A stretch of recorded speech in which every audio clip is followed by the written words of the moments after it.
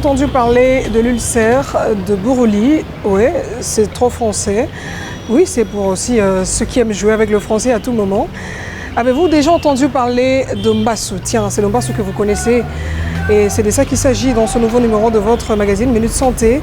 On va s'intéresser à une formation hospitalière qui se démarque dans le traitement de ce type de plaie. Et ça sera avec un expert. Bienvenue à toutes et tous.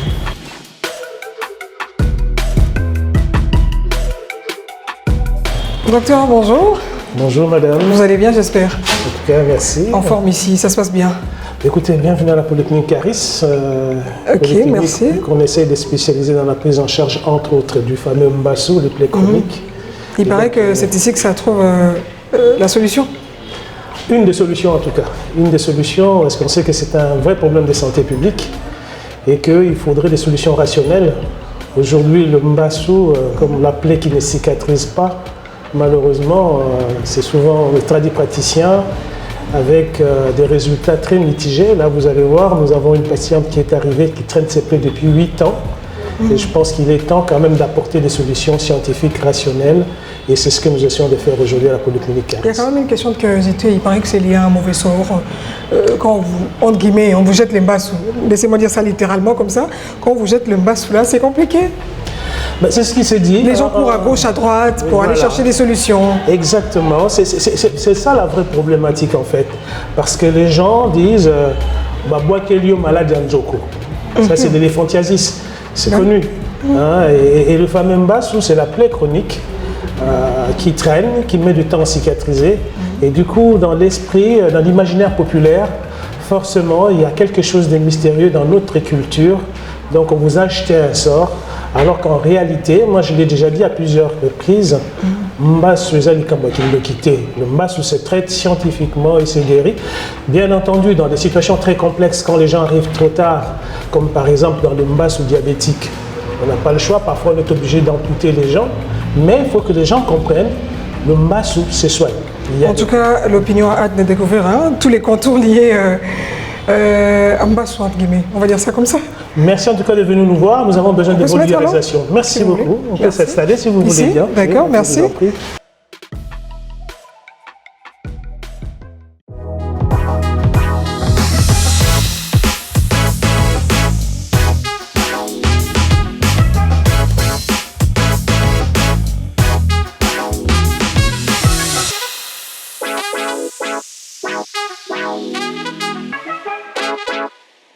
Vous avez plusieurs casquettes, hein? Oui, je suis un ancien de la faculté de médecine de Kinshasa, promotion 87. Et après, je suis parti à l'étranger, en particulièrement en France, où j'exerce depuis bientôt 34 ans. De formation, je suis gériatre. Et la gériatrie, c'est une discipline transversale. Je me suis intéressé, entre autres, à ces fameux Mbassou, les plaies chroniques, parce que ça existe partout. En France, c'est 2 500 000 personnes par an, 40 000 nouveaux cas par an, donc c'est vraiment un vrai phénomène mondial. Et donc en France, je suis gériatre, je suis donc également enseignant à la faculté de médecine de Rennes, le diplôme d'université plaie chronique, Mbassou, et à la faculté de médecine de Nantes, toujours pour le Mbassou. J'exerce dans Morbihan, où je dirige le centre départemental de cicatrisation. Voilà. Wow. Et moi, je vais devoir ajouter 2 de vos casquettes. Directeur adjoint de la Polyclinique Caris, c'est ça? Alors Caris qui veut dire charité, qui est une clinique qui a été créée par mon beau-frère, le docteur Wechi, qui est médecin directeur à la SNEL, et ma sœur, parce que justement, ils s'intéressent à ces sujets, entre autres. Et donc, ils m'ont convié pour venir essayer de répondre à ces vrais problèmes de santé publique, qui est le Mbassou en République démocratique du Congo. Et dans le cadre de cette émission, nous vous recevons comme spécialiste de plaies, c'est ça? Plaie chronique. C'est ça, plaie chronique.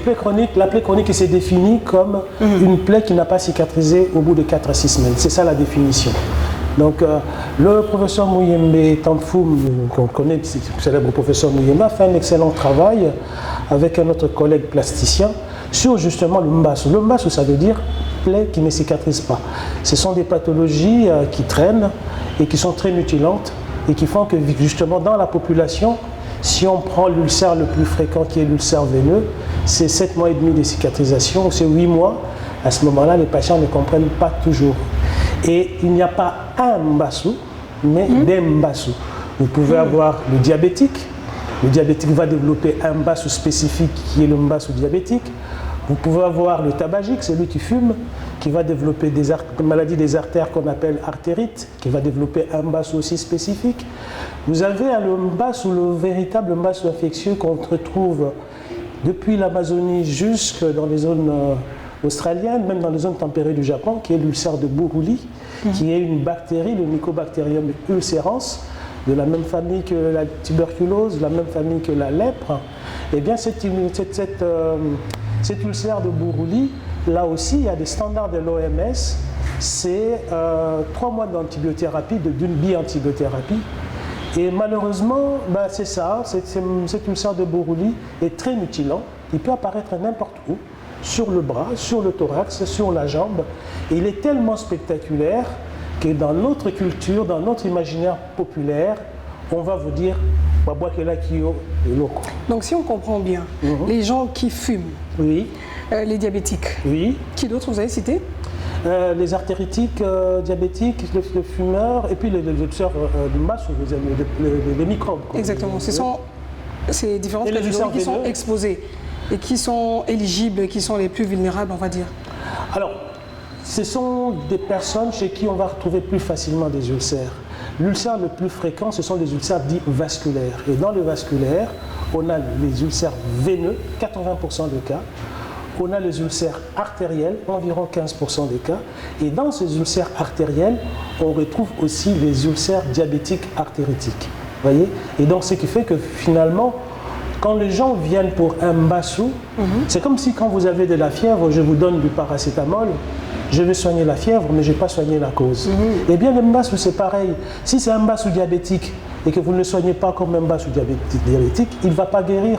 Si c'est un mbassou veineux, le gold standard, le traitement des références et la compression, si vous ne le soignez pas comme un mbassou veineux, il ne guérira pas. Il ne guérira pas. Et ce qui fait que finalement, les gens, quand ils vont chez les tradipraticiens, mais qu'est-ce qu'on soigne? Quand on soigne la fièvre, est-ce que c'est la malaria ou c'est la fièvre typhoïde? Si c'est la fièvre typhoïde et que je vous donne du paracétamol et que c'était autre chose, vous n'allez pas guérir. L'inverse, si c'est une malaria et que je vous soigne comme la fièvre typhoïde, vous n'allez pas guérir. C'est cette image-là qu'il faut avoir du mbassou. Je répète, il n'y a pas un mbassou, mais plusieurs mbassous, et chacun a son traitement de référence. Et c'est ça qui pose problème aujourd'hui. Curieusement, le mbassou dont fait allusion la population, c'est plus mbassou d'origine, entre guillemets, sorcellérique. Maléfique. C'est ça, c'est-à-dire qu'aujourd'hui... C'est pas lié à un mauvais sort. Non. Mbassou, c'est ça qui ne doit quitter. Je permets de le lire en lingala. Allez-y, dites libre. Voilà, le mbassou, ce n'est pas... Le malade d'Anzoku, ça s'appelle l'éléphantiasis. Et l'éléphantiasis, il y a plusieurs causes. Si on va dans les pays nord-africains, il y a la filaire de Médine qui donne l'éléphantiasis liée à la filaire de Médine. Ici, dans nos pays, dans notre contrée ici au Congo, c'est souvent l'insuffisance veineuse. L'insuffisance veineuse qui va traîner et finir par donner ce qu'on appelle de lymphœdème. D'ailleurs, nous avons un jeune homme qui est là. Lorsque j'avais fait une émission sur notre chaîne, il m'avait interpellé en tant qu'auditeur. Il m'avait dit, docteur, yo bakuboa que l'on peut malade au Congo là. Mais finalement, il a été courageux. Il est venu, et bien vous allez voir les résultats. Parce que finalement, c'était tout simplement une insuffisance véno-lymphatique qui se traite avec une compression et des drainages. Et vous allez voir les images, parce qu'on a conservé les photos du départ, vous allez voir que ça guérit. Donc, quand les gens disent « quelque chose », en réalité, non. C'est parce que, si vous prenez l'ulcère veineux par exemple, ça va mettre 7 mois à 8 mois avant de cicatriser. Et pour le patient, venir pendant 7 mois, 8 mois voir le docteur, la plaie ne guérit pas, psychologiquement, l'entourage, elle dit non, lui s'il ne cicatrise pas, c'est qu'il a fait quelque chose de mal. Ou Azando qui est moko, ou bien Babouakela qui est malade, il mourrait à Kindoki. Et donc en réalité, ce n'est pas ça. C'est juste qu'on n'est pas dans le bon diagnostic.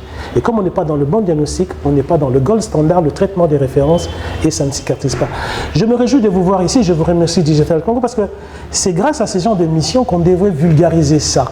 Parce que moi, venant de la France, je me disais, mais c'est pas possible. Moi, j'ai grandi ici, je suis originaire de Njili, j'ai fait mes études à l'université de Kinshasa. Mais le mbassou, on n'en parlait pas comme ça. Comment c'est devenu aujourd'hui un vrai problème de santé publique? Et j'ai été surpris de voir, nous avons fait quelques données épidémiologiques très rapides, hein.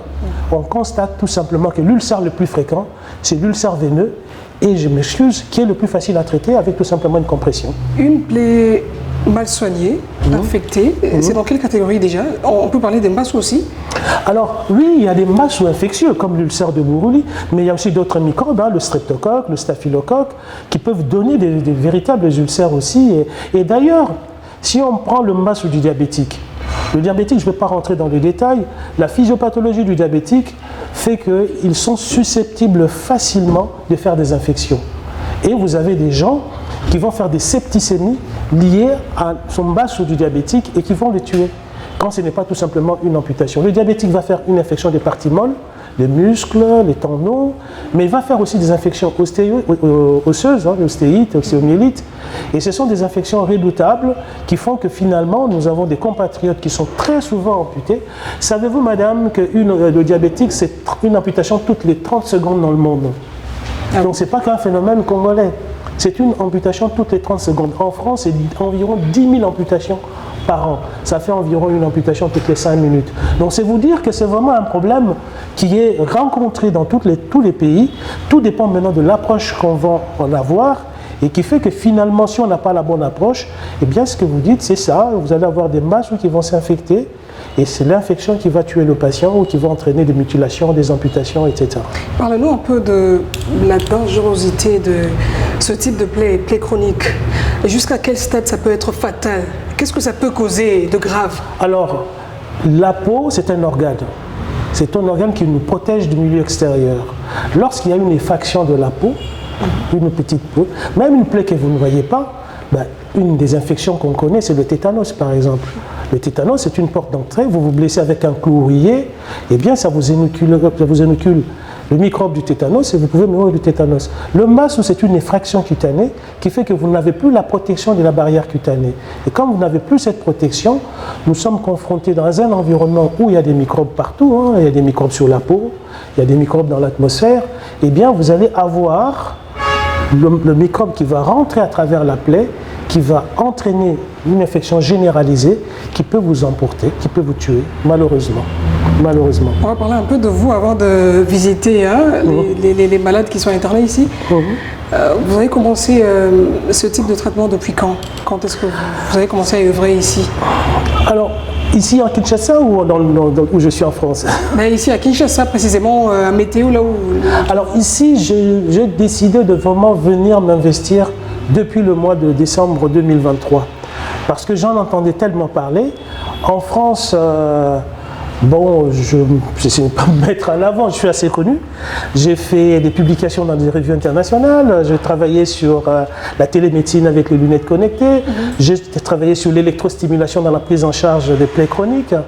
Et donc je me suis dit, oui, pourquoi est-ce que je n'irais pas apporter ma modeste expérience dans mon pays d'origine? On a toujours l'amour du Congo, je suis congolais de cœur et de naissance. Et donc je suis arrivé en 2023 grâce à mon beau-frère qui m'a dit, mais pourquoi est-ce que tu ne viendrais pas former les médecins de la SNEL? Donc je suis venu pour former les médecins de la SNEL et là j'ai décidé que tant qu'à faire, puisque j'y étais, je vais démarrer aussi une campagne de vulgarisation avec des prêtres, des amis prêtres. Moi je suis un ancien de chez les jésuites à Bonsomi Angeli et donc du coup ils m'ont aidé à vulgariser et c'est ainsi qu'on a lancé cette campagne depuis le mois de décembre. C'est la 3e fois que je reviens et j'espère continuer à venir. Il y a une question de curiosité, ça ne vient pas de moi, ça vient des téléspectateurs, bien sûr, internautes. Je vous en prie. Quand on traite le mbassou, c'est vrai que c'est difficile d'admettre que c'est d'origine entre guillemets maléfique, sorcellerique, tout ça. C'est un peu des ténèbres dedans. Mais est-ce que vous avez aussi des attaques quand vous traitez les gens qui souffrent des plaies chroniques, de mbassou par exemple? On vous attaque aussi la nuit? Vous avez du mal à dormir parfois? Non, moi je dors très sereinement parce que, allez, je suis africain, mais je reste rationnel, je suis resté scientifique. Et donc, non, je n'y crois pas beaucoup. Je n'y crois pas parce que pour l'instant, je n'ai pas encore vu des mbassous qui nous résistent. Non pas parce qu'on va tous les guérir, mais qui résiste à l'analyse scientifique, médicale. On va poser le diagnostic, dire c'est un ulcère artériel, c'est un pied neuropathique, c'est un pied ischémique diabétique, c'est un ulcère veineux, c'est un cancer, c'est un ulcère de Buruli. Vous voyez, le gouvernement, on répond souvent des choses au gouvernement, mais le gouvernement a mis en place un protocole qui permet par exemple à tout citoyen congolais de Kinshasa d'aller à l'INRB faire un test pour voir si son bas c'est un ulcère de Buruli ou pas. Vous pouvez aller faire votre PCR Buruli à l'INRB gratuitement. Vous voyez? Mais les gens ne le savent pas. Si je prends justement cet ulcère de Buruli, justement, un des traitements, une des molécules qu'on donne, c'est la rifampicine. La rifampicine est gratuite en République démocratique du Congo. Elle est gratuite. C'est un traitement qu'on va utiliser pendant 3 mois, associé à la clarithromycine, mais elle est gratuite. Où maintenant, c'est ça le problème? Dans les pharmacies. Tout simplement, si vous avez un médecin qui vous prescrit. Alors, c'est gratuit pour la tuberculose, mais je pense que si on menait aussi une campagne, il n'y a pas de raison qu'elle ne le soit pas pour l'ulcère de Buruli. C'est le traitement de référence. Vous donnez la rifampicine pendant 3 mois, associé à la clarithromycine. Eh bien, vous guérissez, vous tuez le microbe, le Mycobacterium ulcerans, qui donne le masu Buruli. Vous voyez? Mais ça, les gens ne le savent pas. Et donc, je pense qu'aujourd'hui, il y a aussi ces émissions que vous faites qui sont très importantes pour que la population nous entende et comprenne. Les gens, quand même, qui nous quittent. Moi, je dors tranquille. Hein. Moi, voilà. Vous avez rassuré, ça c'est intéressant. Oui, mais il y a un auditeur qui m'avait dit ceux qui ont foutu 150 francs, écoutez, moi, je leur ai dit, mais il y a nos compatriotes qui souffrent à l'Est. Hein. Je sais à qui il faut aller jeter le mbassou. Ce n'est pas aux Congolais, c'est aux autres. On va parler de l'apport de la médecine traditionnelle dans tout ça. Oui. Parce qu'à gauche, à droite, il y a des cabinets, tradipraticiens, il faut mettre ça, il faut un peu de plantes, je sais pas, je ne vais pas citer des noms en tout cas. Oui. Il faut mettre telle plante, si c'est 2 cuillerées. Alors, il y a du charbon, de mélange avec... Oui, on va parler de ça, mais je crois qu'on va d'abord visiter, si possible. Oui, tout à fait. On va faire une petite tournée. Oui, on va visiter et puis après, on parlera de ça avant de chuter. Ok, très bien, pas de souci. On peut y aller? On peut y aller.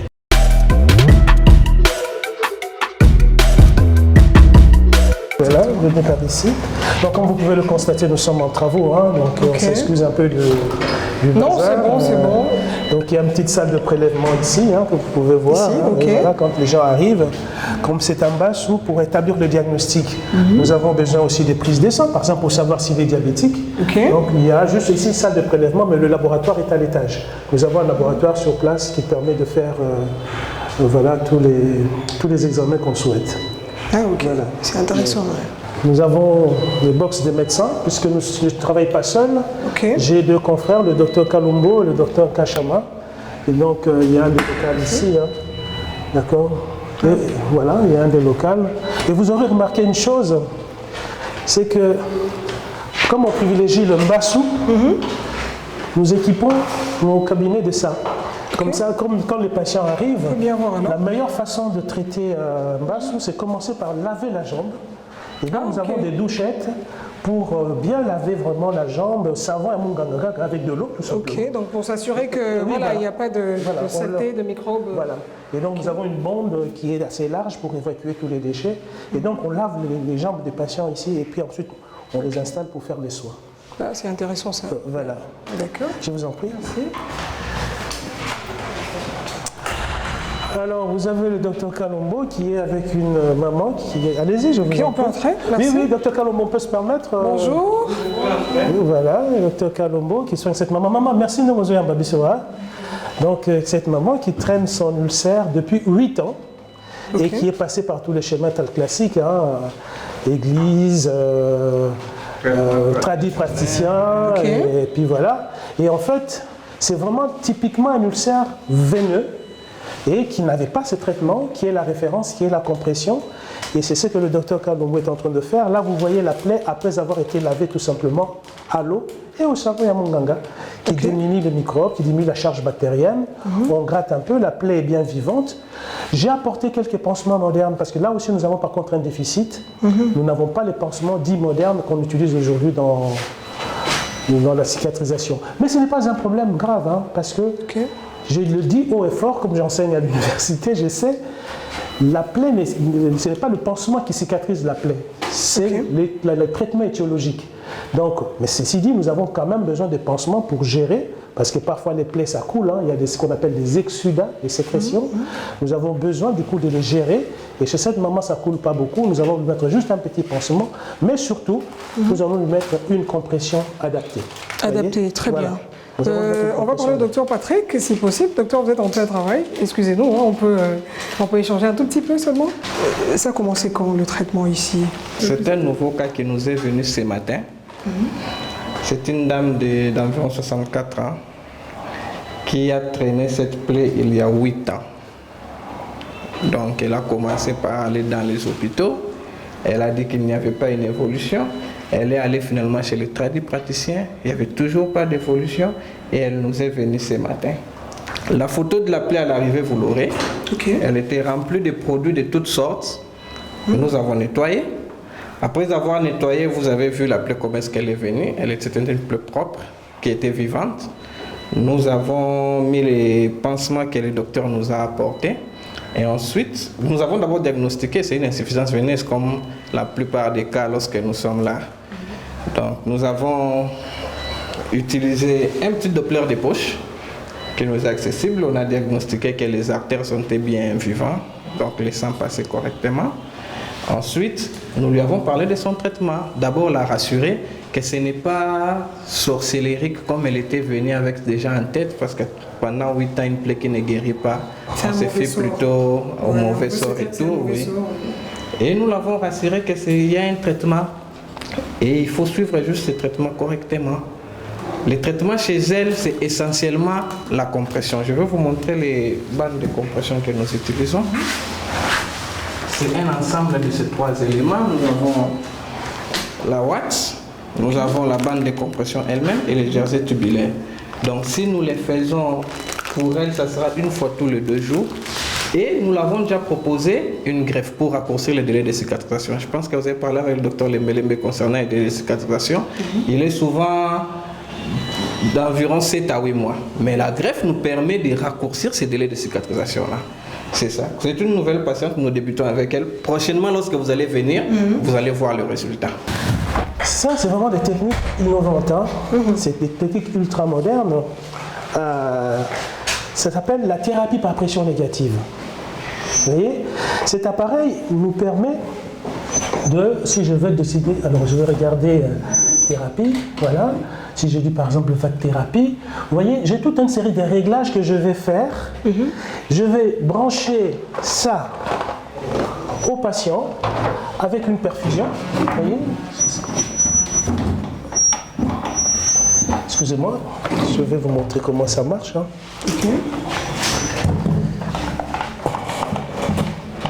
Ah, si je n'arrive pas à appuyer, voilà. Voilà, donc ici, je vais brancher ce dispositif. Je ne l'ouvre pas parce que ça se fait en stérile. Je vais le brancher là. Ici, je vais accrocher une perfusion du sérum physiologique. Et ici, à côté, je vais brancher un réservoir.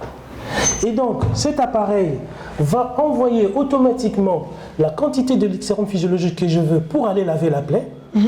Il va le laisser sur place pendant le temps que j'aurai défini, 10 minutes, 15 minutes, 20 minutes.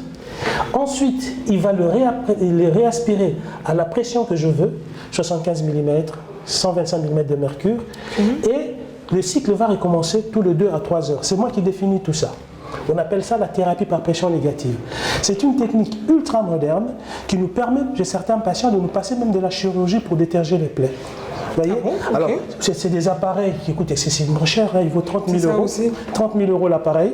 Donc, vous comprenez que... Alors, ça aussi, c'est un problème parce que quand on traite un patient, vous voyez la maman là, je vous ai dit 7 mois de traitement, quand vous allez venir tous les jours, à un moment donné, vous allez dire, mais docteur Anazolia Gambongo, mais nous avons des machines qui valent 30 000 euros, vous comprenez? Et les sans compter les consommables.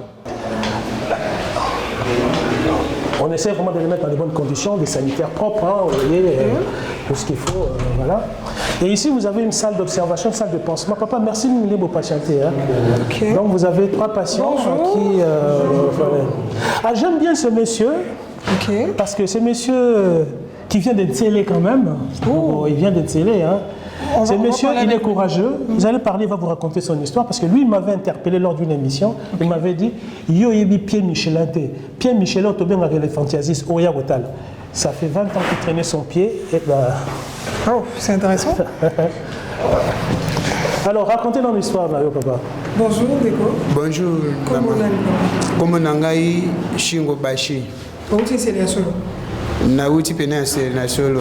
Oui, ça fait combien de temps? Naya, ça fait 3 mois. 3 mois, mais quand même, na moni que hôpital pena eza kitoko. Minganga bazo si mabiso kitoko, on peut docteur pe azo sale la biso ba kisi pena ya kitoko. Tozaki na malade njoko entre guillemets de toloba. Nazaki na maladie ni solo ebandaki donc nazokaki mo apota mo boya moke. Après ya kozoka mo apota wana balobi keno ezamba su baba kelingai.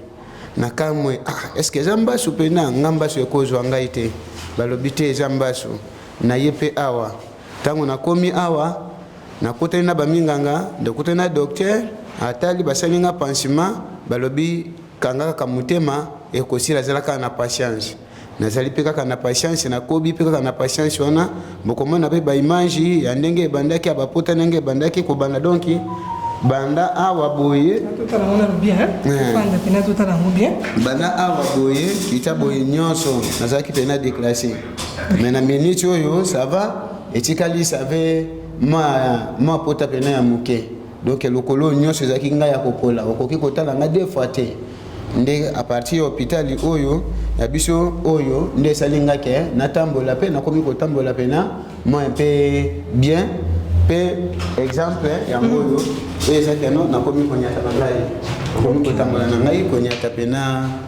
Donc en réalité, ça va pas tellement c'est pas nous côté pas. Pourquoi que maladie? Tant il y a Monique réalité. Na Monique non, eza réalité musu c'est des traitement des acquis bien. Traitement pe ezalaki bien te na ba minga ngala basio musu so tozwaki na selon na bendigène quoi. Nde nazo lendi sapé na bande ko musu ke tango tozoka ngema na ko kena kana bendigène ou bien na hôpital musu so ezaki non batali eza ya maladie yango te mais bazoko bakaka toujours na traitement. Mais or kende ba du domaine na yango bazali lokola papa na biso Charis papa na biso Charis nengeza aza di domaine nango na baminganga na ye déjà o bazotala keno ka oyo bango bazokokana yango c'est que na félicité pe na makazi ke hôpital na biso Charis baza na baminganga baza pe na ba docteur na bango pe ya kitoko donc félicitations pour na bango ne na pesa bango kaka merci nde ya mingi.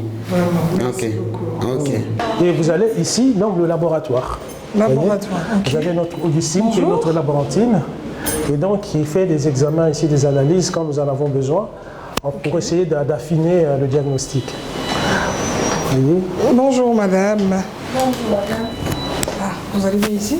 Oui, très bien. Alors, ça se passe comment ici? Racontez-nous un tout petit peu pour qu'on ait une idée. Bon, en fait, ici, c'est un laboratoire, vous pouvez le voir, c'est petit, mais on a... Mais c'est costaud. Oui, c'est costaud. C'est costaud. Par exemple, cette machine-là, c'est une semi-automate de biochimie. Ça. C'est une semi-automate de biochimie. Ça peut analyser jusqu'à 30 ou 40 analyses biochimiques. Les enzymes, quelques ions comme le calcium, le magnésium et l'érythréa. Donc, le fonctionnement du rein. Oui, bilan rénal, hépatique, cardiaque aussi. Et puis nous avons cette machine iChroma 2, ça dose les hormones. Nous avons les hormones et puis il y a aussi la sérologie qualitative qui se dose ici, les hépatites. Au lieu de faire le test direct, le test qualitatif, ici c'est quantitatif. Ça peut quantifier H. pylori, les bilans hépatiques, par exemple l'hépatite B, C, et tout, et puis les hormones, comme les hormones là liées à la fertilité en fait, les hormones thyroïdiennes, ça se dose ici, la CRP, la ProBNP, ça se dose ici. Donc plusieurs examens, ça c'est notre centrifugeuse du Mohamed. Donc c'est une meilleure qualité, quoi. Vous avez des noms terribles ici avec vos Alors, c'est important ce qu'elle est en train d'exprimer quand elle dit la CRP, la Cell Reactive Protein, c'est la protéine inflammatoire. Quand on a une plaie, on peut avoir une inflammation chronique. Donc, je vous ai dit, Mbassou, il y a des étiologies, il y a des causes. Mais on ne soigne pas la plaie. On soigne un patient porteur d'une plaie. Exactement. Donc, on va voir l'état général. Si on ne soigne, on ne regarde la plaie, mais on ne regarde pas s'il est diabétique, on passe à côté de quelque chose.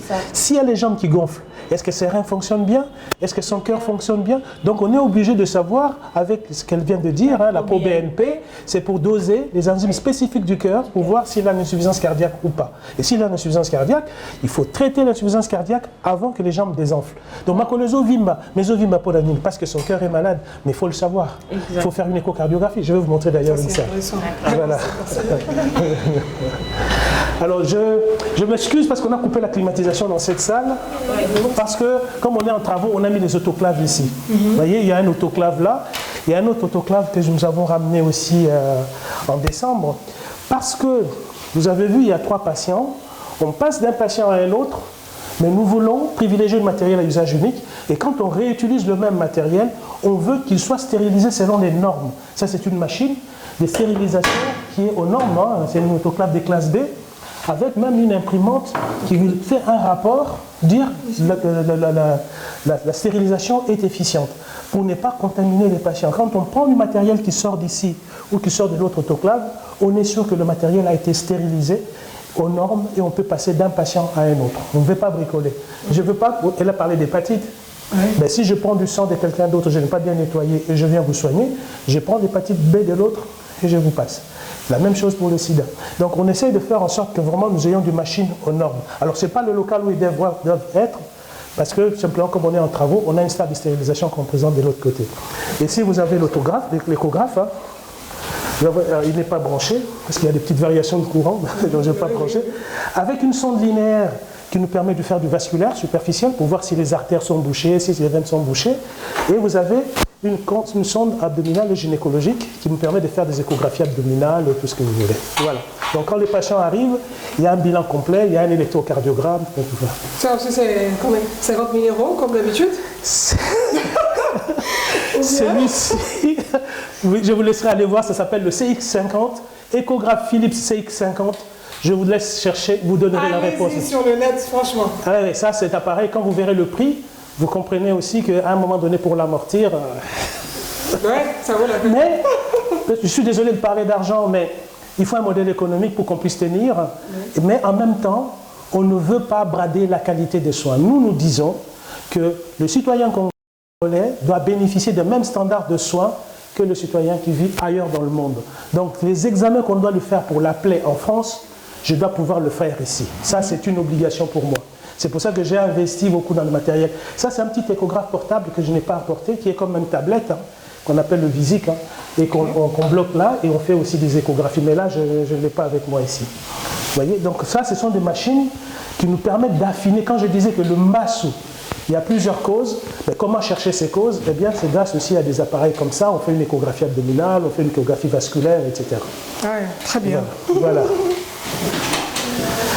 On va terminer par notre petite salle blanche. Hein. Ok.